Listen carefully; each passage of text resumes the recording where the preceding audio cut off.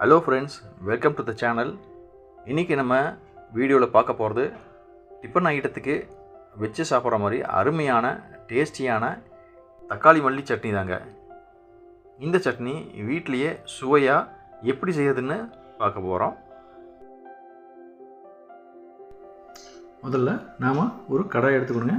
அதில் 2 ஸ்பூன் எண்ணெய் ஊற்றிக்கிட்டு எண்ணெய் காஞ்சின பிறகு ஒரு 6 காஞ்ச மிளகாவை போட்டு கொஞ்சம் நல்லா வதக்கி எடுத்துக்கணுங்க.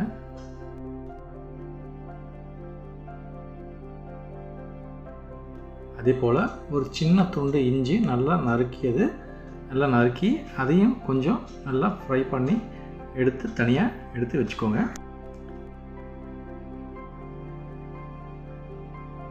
போல் ஒரு கைப்பிடி மல்லித்தலையையும் போட்டு நல்லா கொஞ்சம் ஃப்ரை பண்ணி ரொம்ப வேகாமல் மேலோட்டமாக எடுத்து வச்சுக்கோங்க.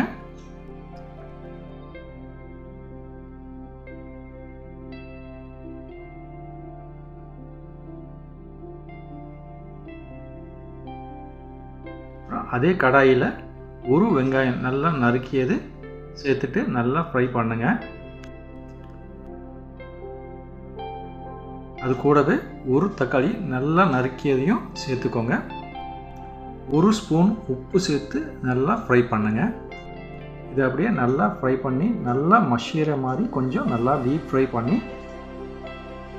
வச்சுக்கோங்க. கேஸ் ஆஃப் பண்ணிவிட்டு நாம் வதக்கின அத்தனையும் மிக்ஸி ஜாரில் சேர்த்துக்கோங்க. கூடவே நம்ம ஏற்கனவே வதக்கி வச்ச காஞ்ச மிளகா, இஞ்சி, கொத்தமல்லி இதையும் சேர்த்து அரைச்சிட்டிங்கன்னா நம்ம தக்காளி மல்லி சட்னி ரெடிங்க.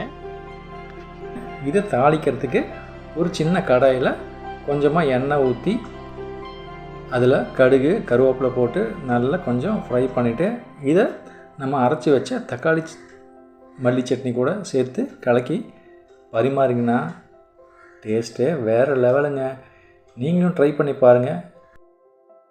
இதை இட்லி, தோசை கூட வச்சு சாப்பிட்டு பாருங்கள். ரொம்ப டேஸ்ட்டாக இருக்கும். குழந்தைங்களுக்கெல்லாம் ரொம்ப பிடிக்கும். இதே அளவு இந்த தக்காளி மல்லி சட்னியை செஞ்சு பார்த்துட்டு எப்படி வந்துச்சுன்னு உங்கள் கருத்துக்களை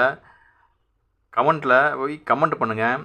அதே மாதிரி வீடியோ பிடிச்சிருந்துச்சுன்னா ஷேர் பண்ணுங்கள், லைக் பண்ணுங்கள். நம்ம சேனலில் இப்போ தான் நீங்கள் ஃபஸ்ட் டைம் பார்க்குறீங்கன்னா சப்ஸ்கிரைப் பண்ணுங்கள். Thank you friends.